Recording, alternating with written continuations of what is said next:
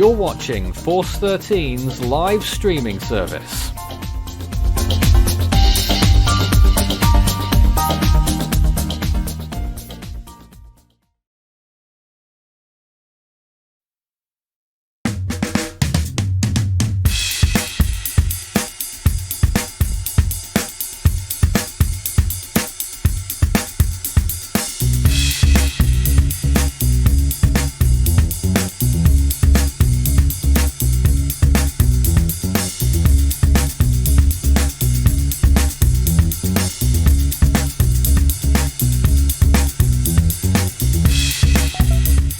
This is Force 13 Live. We're branding it a live tropical weather bulletin this morning because it's the usual tropical weather bulletin time. Unfortunately, I didn't have time to make the actual format, but we have our usual live event format in place, and we can talk about everything that's going on around the world of tropics tonight with you live here on Force 13 Live, and we'll be talking about many other things, and you can talk about them with us on the air tonight. The main story tonight is that Typhoon Francisco made landfall in Kyushu earlier on, as what we're calling a Category 2 storm has weakened significantly since then, it would appear. We're still giving it 75 miles an hour on the way down. Interesting intensification phase that happened just before that landfall, in which briefly the satellite appearance gave high-end Category 3, perhaps even low-end Category 4 readings, but obviously it happened so quickly that it wouldn't have intensified that much. And still speculation across the community about just how strong was Francisco before it made its landfall. Meanwhile, elsewhere, Lekima is also intensifying, and that one is headed eventually towards Taiwan. You'll see it on the screen sooner or later as this swings by. That one could be a significant threat to the islands, to the island of Taiwan, a stage 7 on the CDPS, believe it or not, as well. Elsewhere, 11W has formed as well near the Mariana Islands, and Flossie is still going as a tropical depression with some significant flare-ups, believe it or not, as it nears Hawaii. Here to talk about all of these things with me tonight is our esteemed team, consisting of Tim, David, Max, and Justin. Good evening to you all. Good evening. How is everyone tonight? It's been a while since we've been live. Yeah. I'm good. Doing good. Flash flood warning at HQ a couple hours ago. Flood warning over in Florida. Yep. So there we are. It's going on everywhere. Alright, whilst we're looking at these images here, we're looking at many different things. Computer models of 11W, the intensity there. You can see the UK Met going off the deep end at 90 knots. HWRF only going with a Category 1 now. That's interesting. I thought it was saying more earlier. Elsewhere, the Atlantic, Eastern Pacific, Central Pacific, not too much going on. Of course, Flossie is there nearing Hawaii with that flare-up. And of course, we look at the Western Pacific and we've got all of this going on. If you'd like to send us a message whilst we're on the air tonight, we're staying for a while. Start your message with Force 13 all in text and it will light up in the chat for me live. And we're happy to take questions at all times. Who should we talk to first? Who'd like to chat with us right now? Hi Justin, how are you? What's your impression of what's going on with, well, first of all, Francisco and that landfall in Japan earlier on? Yeah, well, I think it was like a Category 2 landfall. It was quite small given the overall strength of the storm, but well, I guess it really had much else about it. It did what, sorry? Well, I said I'm really not going to anything else to say about it. Yeah. Well, it's been a pretty compact system. It's still going to continue on towards the Korean Peninsula. I'm trying so hard to get it on the screen here. For some reason, it's not working at all right now. GTWC have been quite slow to keep up with its intensity.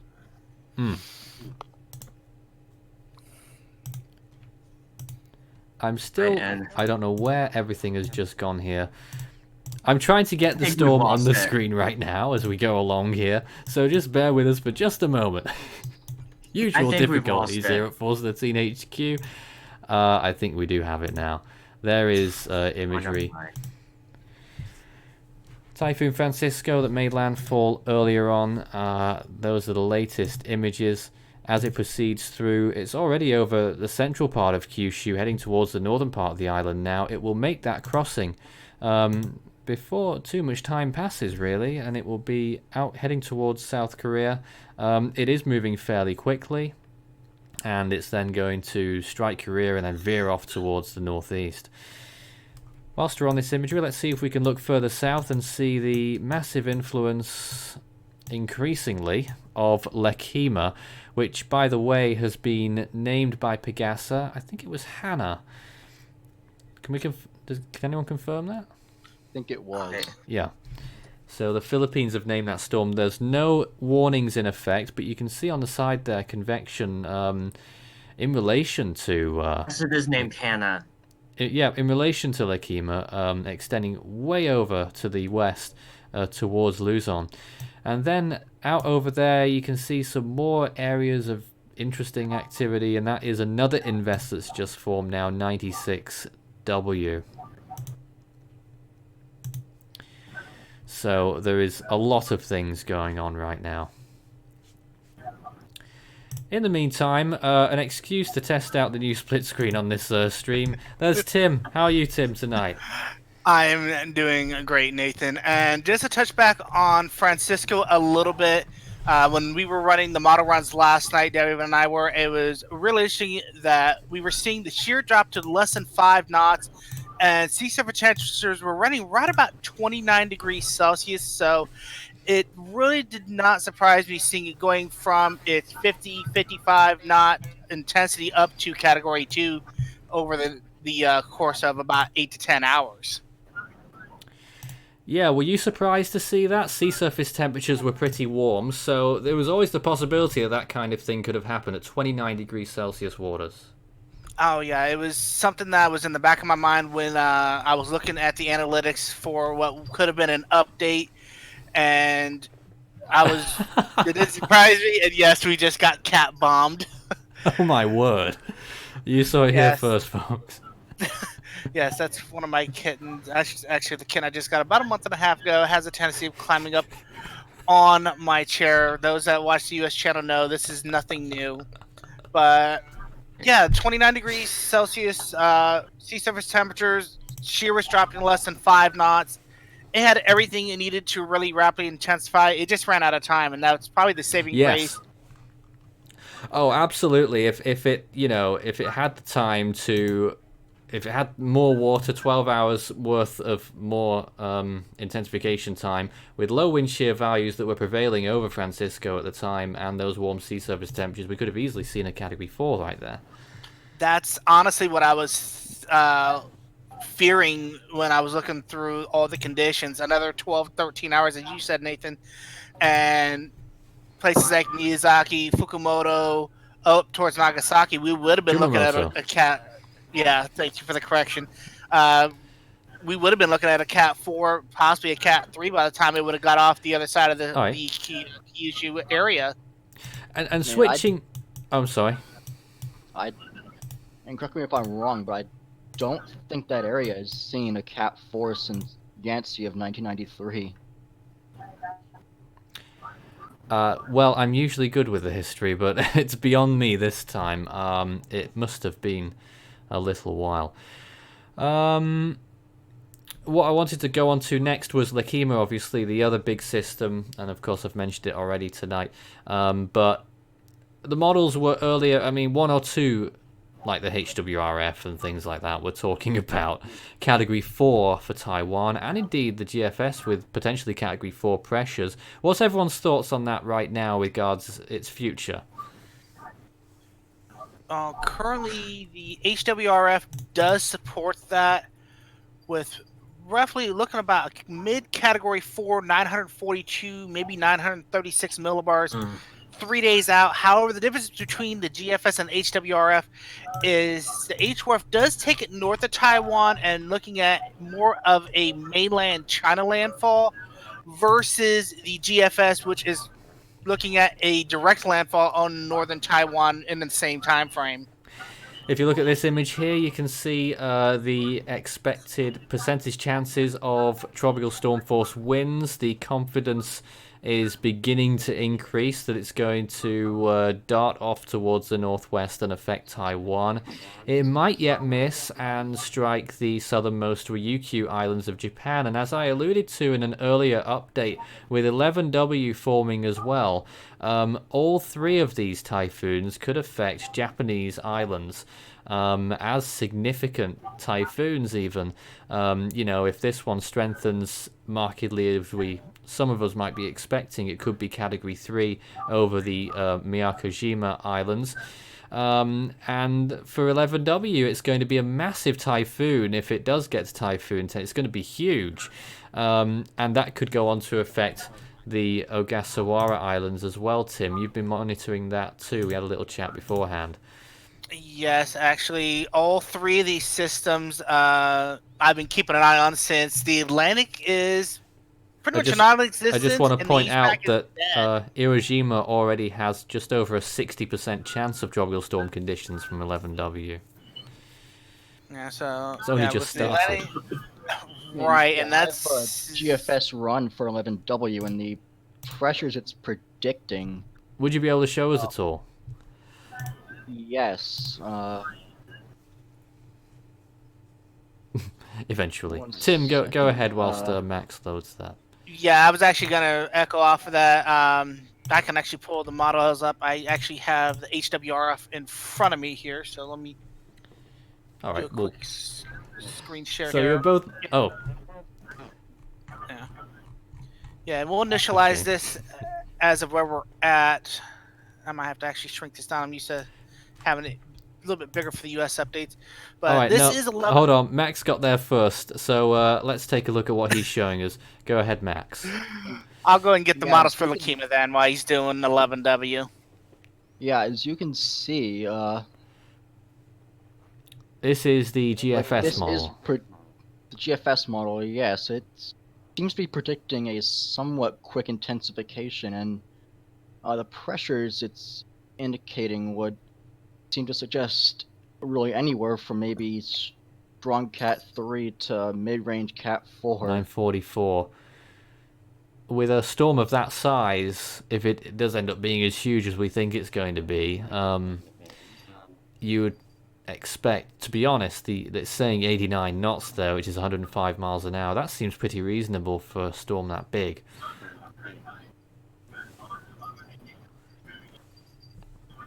Yeah, it does seem reasonable. I think looking at the HWRF, when I was looking at it early for 11W, the potential eye is really massive that it's easily going to make a direct landfall on the Ogasawara Islands and may not even lose any intensity at all. Here was an earlier graphic of the spread of those models just before it got that designation, and you can see there's a bit of a consensus up to 48 hours, but after that they spread out quite a bit, really.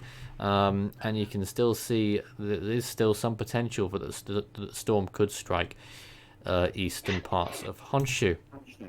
Looking at those intensity guidances again, they're all going a bit low there, actually. I'm quite surprised. Yeah, that is definitely underestimating this. Just from if we go by the pressure variance, you're easily looking at a Cat 4, but what the models may not be taking into consideration is the pressures will be there, but by the time it does get to the Ogasawaras, that wind field may have not mixed down to the surface. All right. I think we're now joined by Thomas. Hello. Hello, Nathan. I'm glad to be here. Thank you for having me on. Very active tropics, much more active today than it was a week ago. And lots of rising motion in the Western Pacific, leading to what could be some quite powerful systems. 11W in particular, I think, has some potential to really become more powerful, especially around the day 3 to 5 period. But we'll see. It's going to be interesting to see what exactly all of these storms do. Especially, here, let me look. I haven't been keeping the closest track of these, but I know that Here's the latest Lekima satellite imagery of 11W right now, and it is gathering pace. I think that one could intensify very soon, a tropical storm intensity. Yeah. I would agree with you. Can you guys hear me okay? Just fine, yeah. All right. Yeah. Yeah, I was basically just going to say that I think Lekima could become more powerful than model guidance is saying it's going to. And I think that the biggest supporter of this really is the conditions that it's surrounded by. I would have to make the assumption that sea surface temperatures haven't changed much in the past week, and that those are going to be just fine for this. Oh yes, definitely. Which, yeah, they are. Sea surface temperatures are abundant for.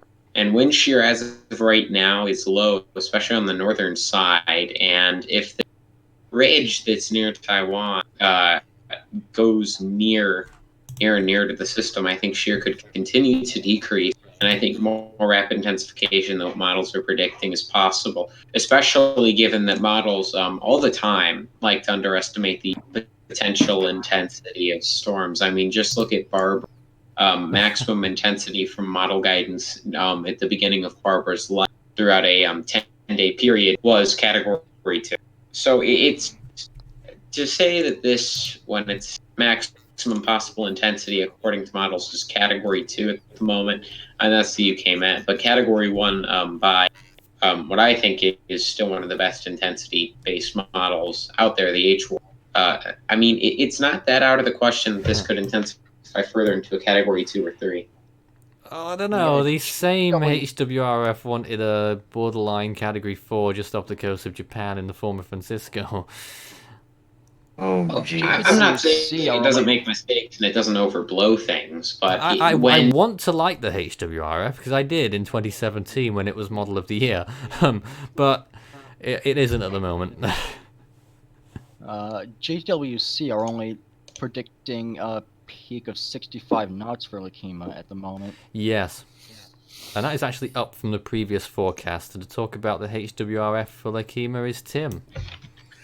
Yes, Nathan, and I know you guys are a little skeptical on the H-Wharf, but we will run it through. This is the 18Z that we have on the screen as we do play it out. It is going to take it in towards the area of Taiwan, easily making Category 1 typhoon status, possibly even making Category 2 right before it does get to the tip of Taiwan. There, it's right about 942 millibars at 3 days out, which that would be easily, if you were in the Atlantic, that's easily Cat 4.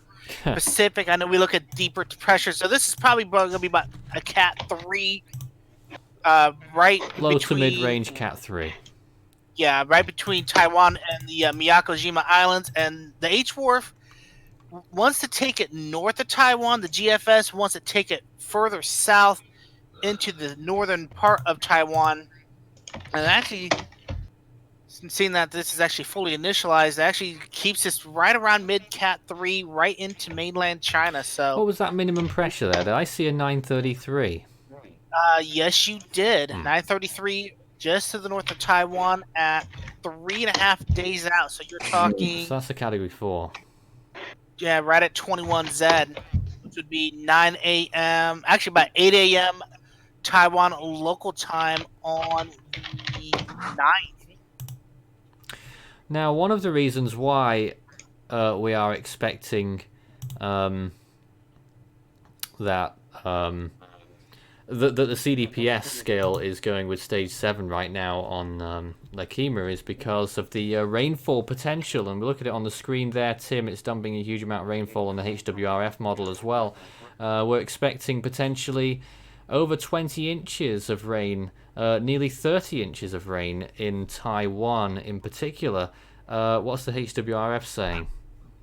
Well, I actually have the HWRF for rainfall pulled up on my screen. Maximum rainfall it's calling for a maximum projected is 58.6 inches, but I highly doubt we're going to get 58 inches all in one area. But there are No. Well, I'll some tell areas. you what. An earlier run said 97 inches. Yeah. Okay. Oh my. But there are some areas Out you at can sea, see. though. Yeah, you got some of those darker purples where that's 32 inches plus. And there's May a few of see those over the Taiwanese mountains as well. Yep, and also into the southern provinces of mainland China. So stage And 7 definitely does verify out. Just in case it becomes significant later down the line, a small difference between the model run that you were showing before and the one now. You're looking at the 12Z HWRF on that tab, and on your other one it's the 18. Yeah, that was latest the one. 12. Yeah, that was the 12Z rainfall, and here's the 18Z GFS as well. Okay. And Yep. yeah, and there, right there, you're looking at easily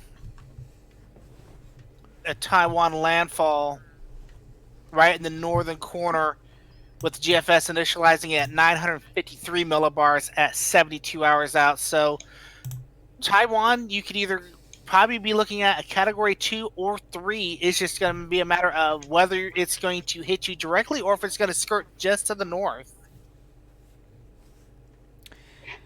Yeah, it's going to be somewhere towards the north by the looks of things. And you know that obviously Taipei is on the northern tip of Taiwan, so that doesn't look good for the main city there for the time being. But models can flip about, and earlier today, or was it last night's tropical weather bulletin, I mentioned how the models were being hopeless, and maybe they could flip about again in the time to come. But it seems pretty clear at this stage that somewhere is going to get some pretty bad conditions out of this. Yeah, and the CMC appears to be taking Lekima towards the Ryukyu Islands, then sort of out to sea, and then sort of loops it back towards the Ryukyu Islands. Oh dear. And while we were discussing 11W a little bit ago, this is what I was showing for that one. On the HWRF. Yeah, on the HWRF. Has loads of eye walls, my goodness. It can't get itself sorted. Now, and somewhere under all this is the Ogasawaras, I believe, somewhere in the midst of all this. Crikey. But if the models do play this out, we could be looking at something very intense out of 11W. That's the HWRF GFS for... Intense is the operative word, because it might be not particularly strong in miles per hour, but it could get very intense in terms of minimal central pressure, which is how those words are actually defined. Yeah, and there you go. Looking at the GFS there, Nathan. I mean, this thing, if this verifies by the GFS, this thing's going to have a massive eye. Yes. An You're enormous talking donut. probably... Yeah, enormous donut. 30, 40 miles wouldn't be out of the question. And you can see, I believe those are the Ogasawara Islands there on the north of it at 5 days out. And it's looking like it's going to take a direct landfall. Tim, But then again, as you guys have said, that these models can deviate. I want to bring us back to Lekima's forecast. This is one of the more recent forecasts, and compared to last night, it's the first time I've really looked at this properly. I must say that the model consensus is there a lot more today than it was yesterday, with only 2 or 3 outliers, CMC being one of them, for Lekima's track. So, upon looking at this imagery, I'm not sure if the GFS is in this or not, but GFS is also calling for pretty much Taiwanese landfall. Pretty much all the models there, all the main models, are calling for a very close pass or a landfall in Taiwan. So I think that is a new development in the last 24 hours at least. And then on to China in the usual fashion, as many storms have done in the past, but it could be very intense when it does happen. Yeah, the euro actually does something quite interesting. So what it shows is, because we have this new invest, I believe we have something new in the South China Sea, if I'm Yes, not mistaken. 96W. Yeah, 96W.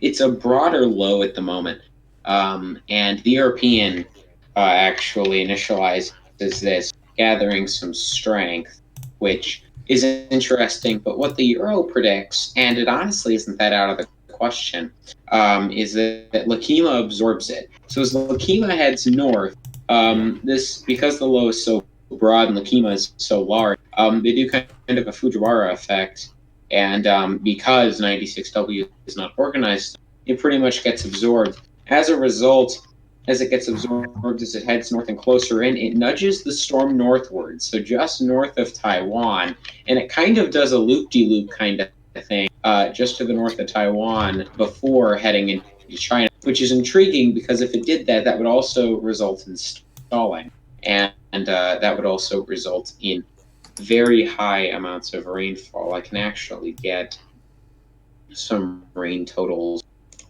here in just a moment. So if I take a look at rain totals from this, I'm seeing about 25 inches out of the euro, which isn't completely out of the question. And then as this goes into China, well over 20 inches can be expected according to the euro and the GFS. GFS also in general agreement with a 15 to 20 inch rainfall total at the least occurring in Taiwan and China. So rainfall potential is going to be extremely high. Absolutely, and that's why we've got this down as a stage 7. You know, I've just made some sort of curious link in my head right now, because we were looking back at just how quiet a start we've had in the Western Pacific so far, and we were comparing it with years.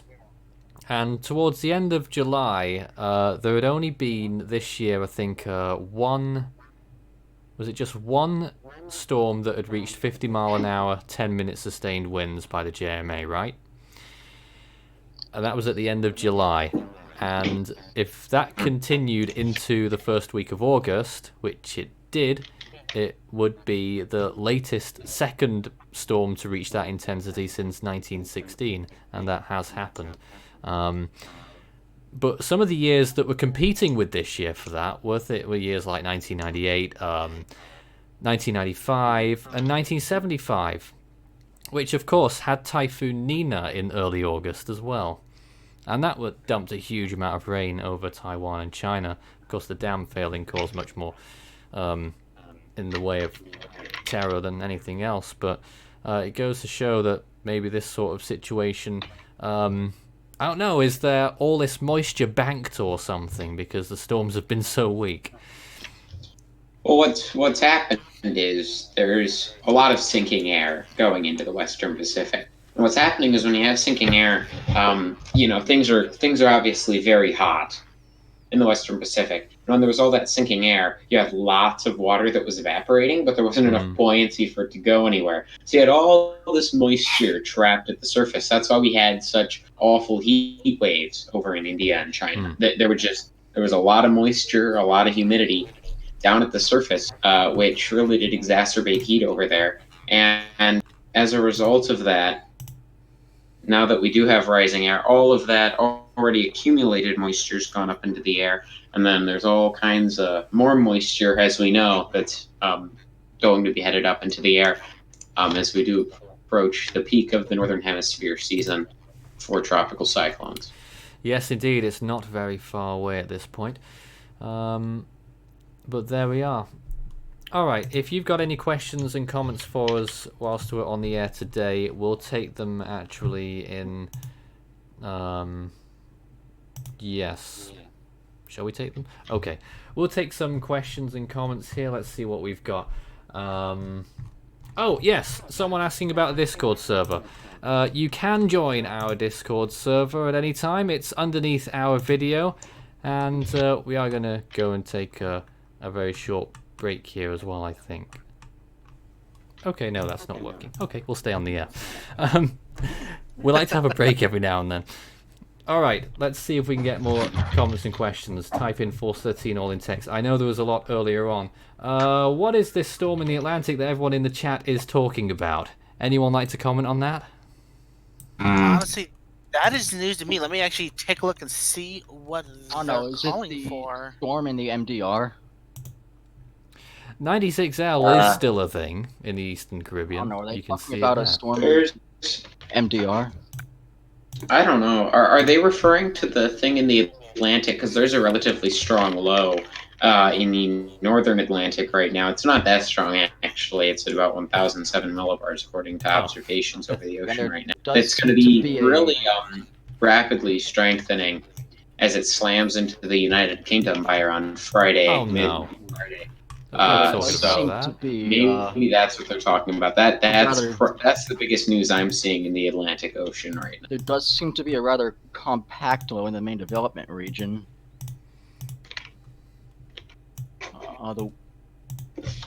Development prospects don't look very good for it. Cities would confirm it is a circulation, even though not the best. Oh, and I'm getting 23 knot wind. Well, I don't think that conversation's going very far, to be honest. Yeah. The Atlantic's pretty dead at the minute. We can assure you of that.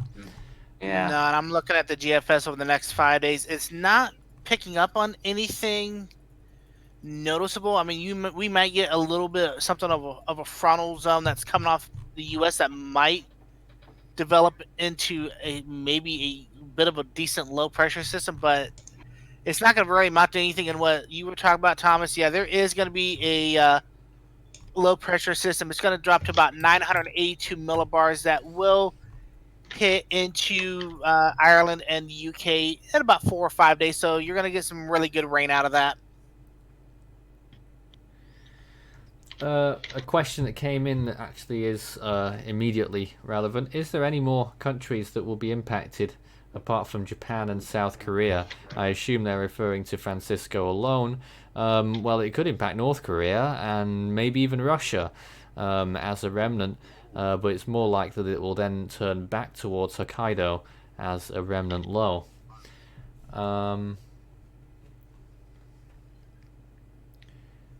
Another interesting question there.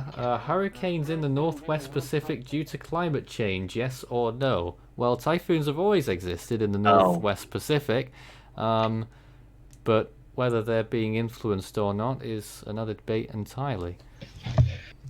I'm going to actually chip into this a little bit. Let's hope that this doesn't start some sort of big fiery debate with someone. But now that what you did...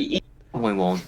Yeah, it's pretty much it's a no, and the reason why is because global temperature hasn't risen that much, and while extremes have been exacerbated a little, what we're seeing is this is not entirely uncommon. How far northeast sea surface temperatures are stretching is slightly uncommon for this time of year to see such warm sea surface temperatures off like the coast of Japan, for example, at least in my experience. But what we're seeing is we're also seeing a cool pool, if I'm not mistaken, on the eastern side of the West Pacific. At least that's what I would think would make sense. Relatively speaking, it's a cooler pool, but it has to do more with the pattern than it does with climate change. I mean, climate change is not something that's really going to be overly impactful to the immediate future, or even the next few decades, when it comes to the way the tropical cyclones overall interact with the atmosphere. Another question here, not a question actually, more of a comment, and I want to point it out. I don't think Francisco was a Category 1 with that eye, it has to be stronger than that. And we agree, we initially put it as a Category 2 when it made landfall. We've now put it down to Category 1 because it appears to be weakening substantially quickly, just as much as it strengthened. I'd honestly have to say, though, there is a case for a Cat 1 landfall. Potentially. I'm not saying that I 100% agree with it, but I'd say there's a case. And it's because when storms rapidly intensify, their structure obviously is much better. It's much more organized. But what happens is it goes from the upper to the lower levels. It's the upper level clouds that are clearing that are allowing for the eye. The lower level clouds have been cleared forever. So what's happening is it's upper level organization more than lower level organization that's needed for wind increase. So what that means is that when the upper levels organize, the winds are going to begin to increase and the pressure is going to fall at the upper levels, not Right. the lower levels at first. Thomas, as we continue to look at the sea surface temperatures on the screen, let me take some more questions. Do we think that Lekima will reach 150 miles an hour? Whoa there. That is, Probably not. you know, you but can't rule anything wouldn't out, rule it but out. I'd say it would probably be- not, but I wouldn't rule it out. it would be scaremongering of us if we said that it would get anywhere near that intensity as an operational forecast. It is unlikely. What else do we have?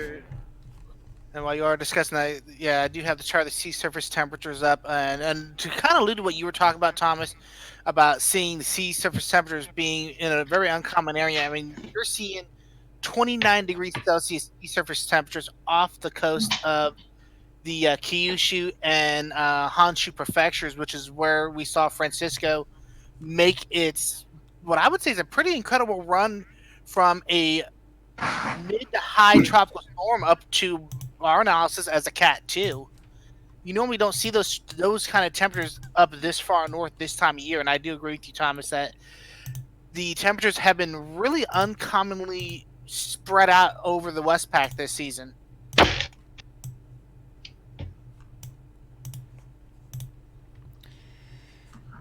So we're again looking at those sea surface temperatures whilst I figure out why the break music didn't work before, and now I have found out why. Excellent.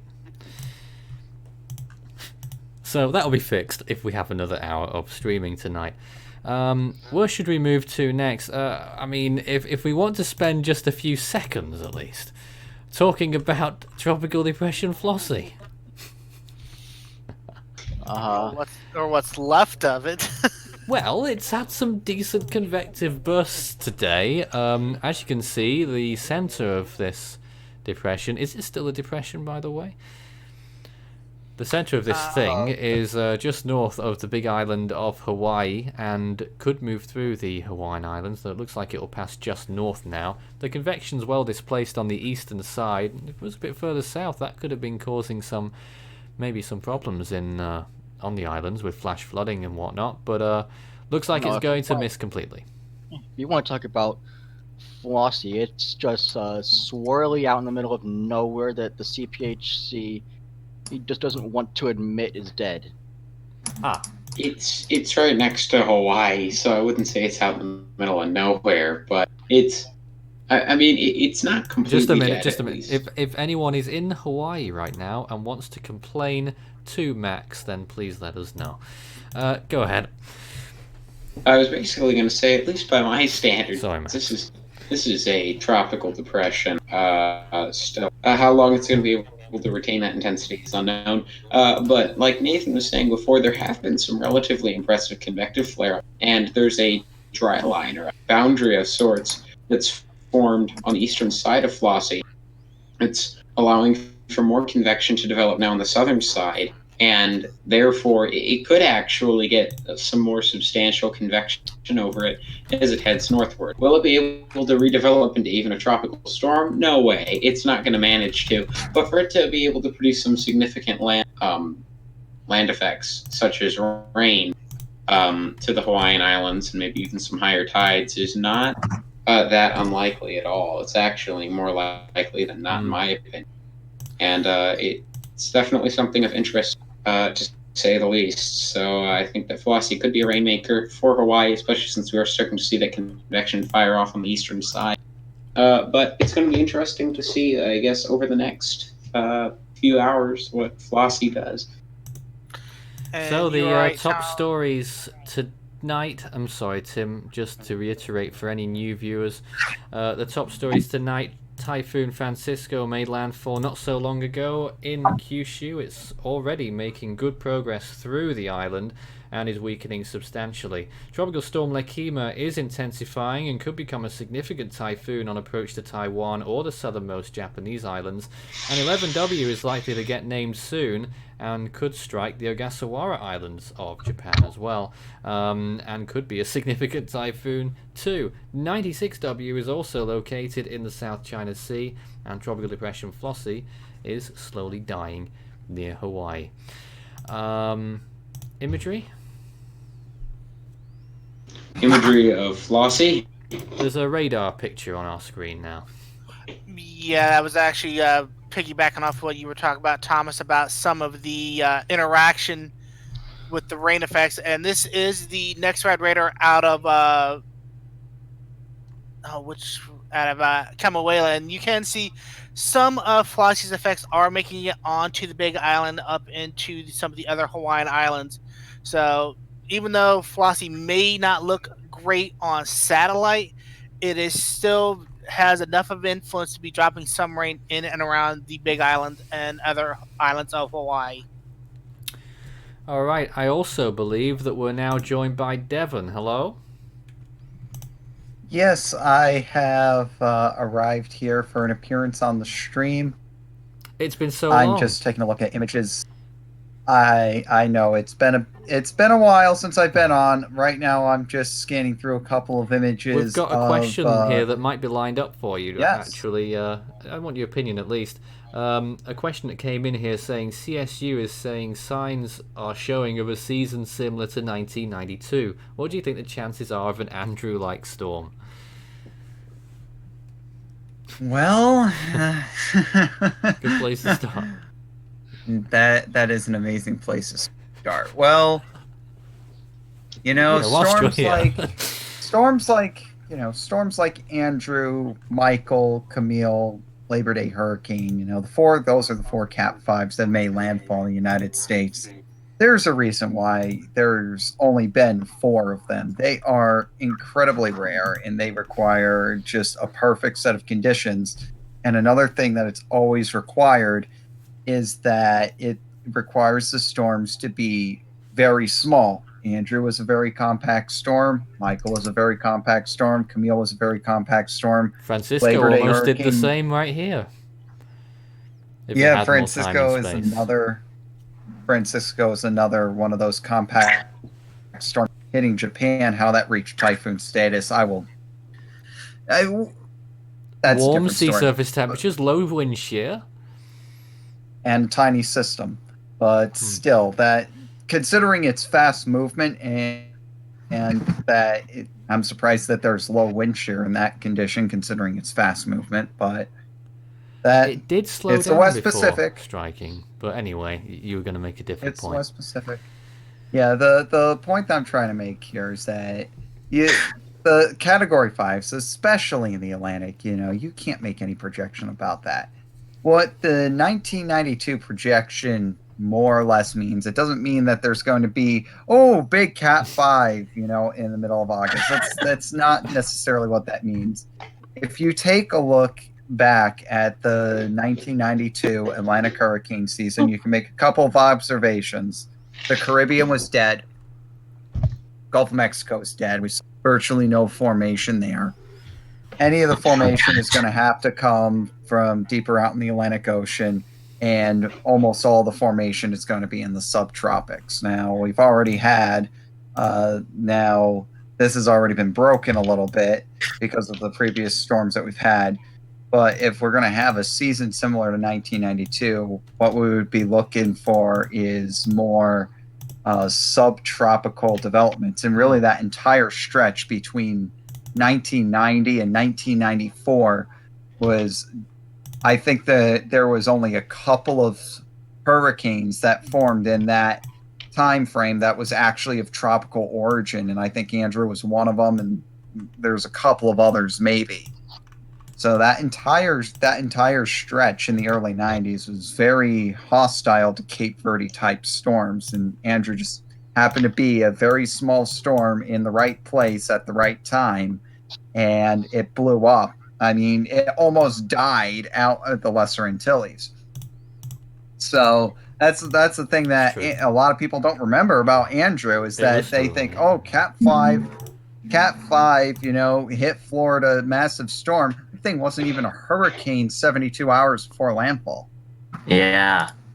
So that's something you have to consider with Andrew. The thing wasn't even a hurricane 72 hours before landfall. So if you're looking forward to 1992 season, I wouldn't expect an Andrew type storm. I would expect a lot of subtropical base systems. That's pretty much what that means. And So didn't we have a Atlantic record fans, amount? Atlantic Didn't we fans are have going a to be so record amount of pleased. subtropical systems last year? Yeah, in 2018. Yeah. A lot. Yeah. Well, maybe we're in another one of those subtropical patterns. But right now, I'm taking a look at soon to be Typhoon Lekima here. Yes. It's already. Oh, never mind.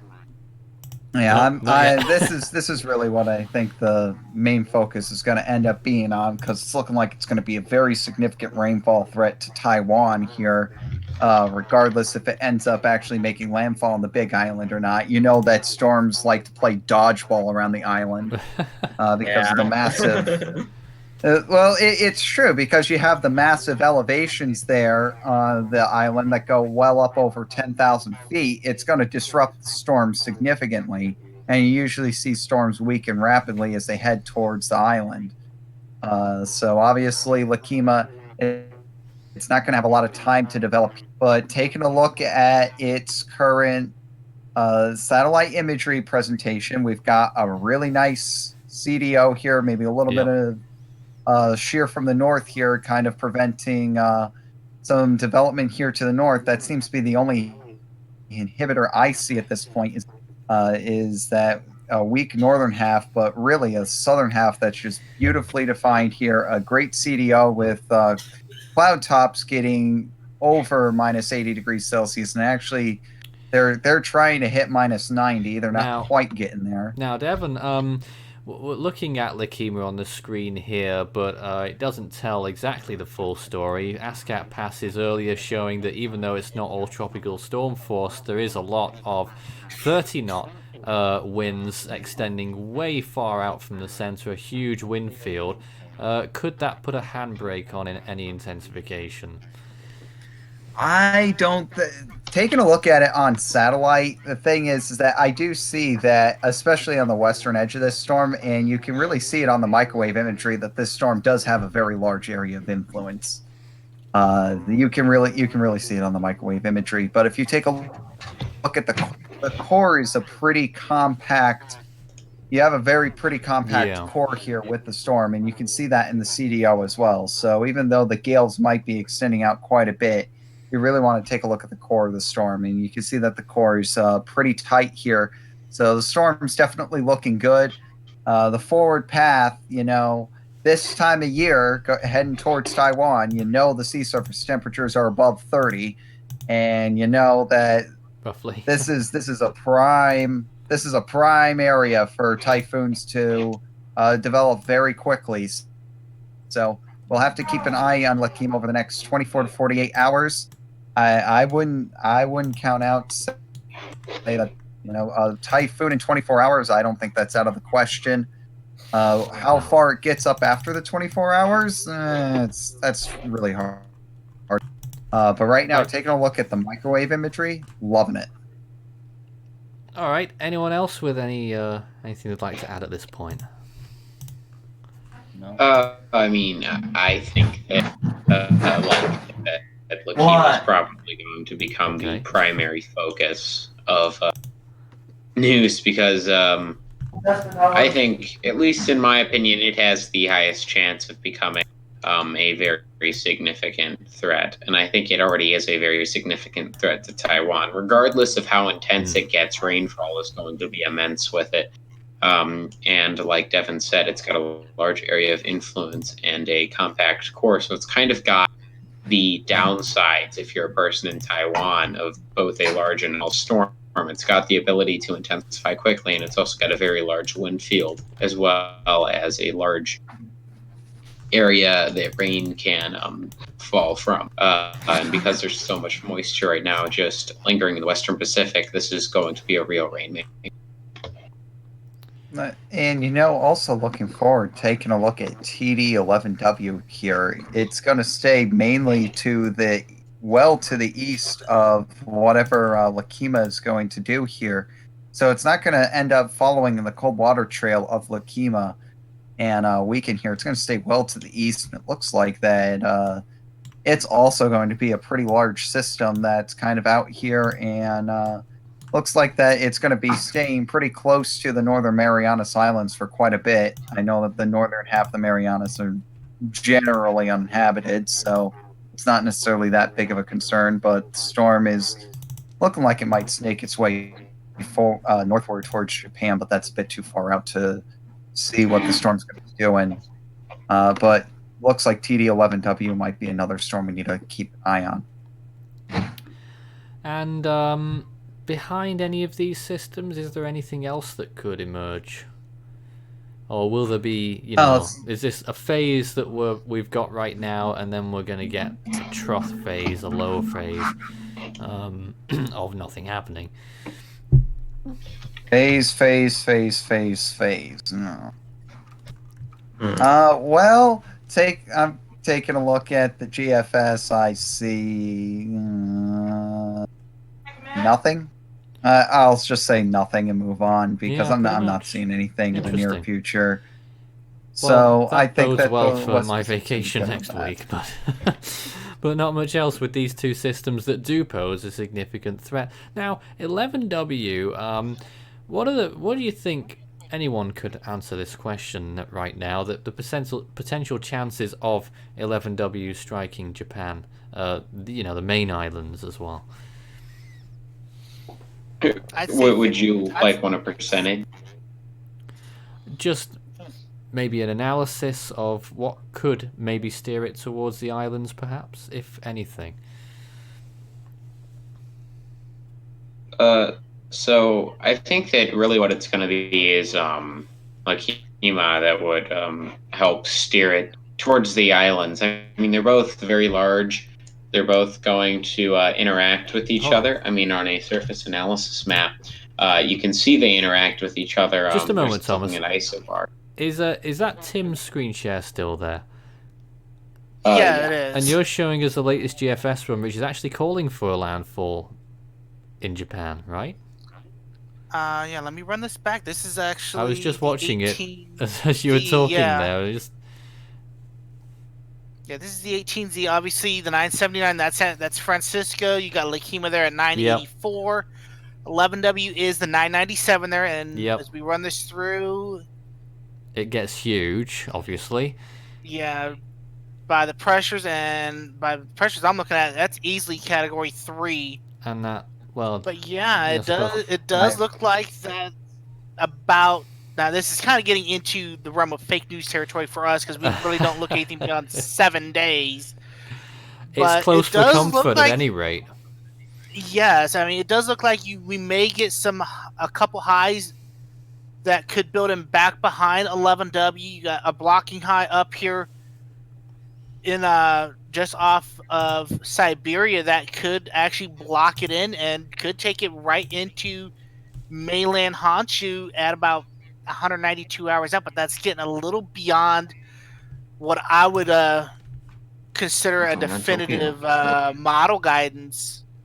It entirely depends on the strength of the ridge that ends up building to the east of it.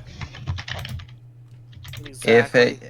If the blocking ridge ends up being as strong as it says it's going to, it's obviously going to push the storm directly into Japan. But if it ends up being weaker than forecast, then we're not really going to have to worry about it hitting Japan. And it also depends on the strength of the storm. The stronger it is, the more it's going to interact with that ridge. The weaker the storm, the less the ridge is going to matter. So if it's stronger, it's more than likely going to be pushed towards Japan. If it's weaker, it's probably going to going back out. That's interesting. Indeed, Devin. And just looking, and this is just the whole 500 millibar geopotential guidance. If we actually look at the GFS off of the actual 11W, The 12Z actually had it taking it out to sea. And it looks like yes, the it did. It 18Z did. I remember. Yeah, the 12Z did actually have it going out to sea. Now it does actually look like the 18Z right at 7 days, which is kind of about the maximum comfort zone that I like looking at it. Does have this as a minimal typhoon by the time it does get up towards what may be mainland Honshu, possibly even Tokyo, maybe a little south of there. But that's well beyond 7 days, though. Yes, that would be So, very good.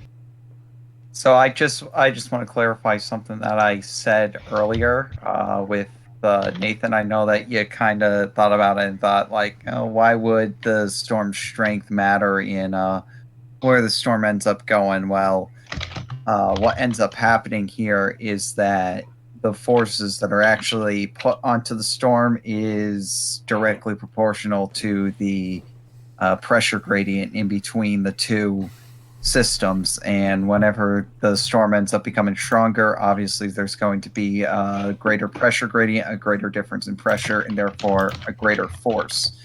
So that would, and since it's a blocking high, it's not like it's a low which ends up attracting it. The high is basically like a repellent. So the stronger the storm is, the more it's actually going to be pushed away by the high. Right. How interesting. So that's a little bit of dynamics being thrown in there. Indeed, Devin, and that is something that really caught my attention because I was looking at this last night off of the 18Z run, and it did not have any kind of high building in it. It had 11W just skirting the Japanese coastline, probably by a couple hundred miles, and then just harmlessly moving out into the North Central Pacific, with this high now being put into the equation. It really does change the dynamics of what 11W could do. And as you said, the strength of that ridge is really going to determine if it's going to skirt away harmlessly or if Japan could be looking at something possibly 5-6 days down the road. Here is more imagery of Typhoon Francisco as it moves through the rest of Kyushu right now. And we are just about coming up to the end of our hour here, which I completely missed the timing of, so we're trying to rectify that now. Okay, great. But there we go.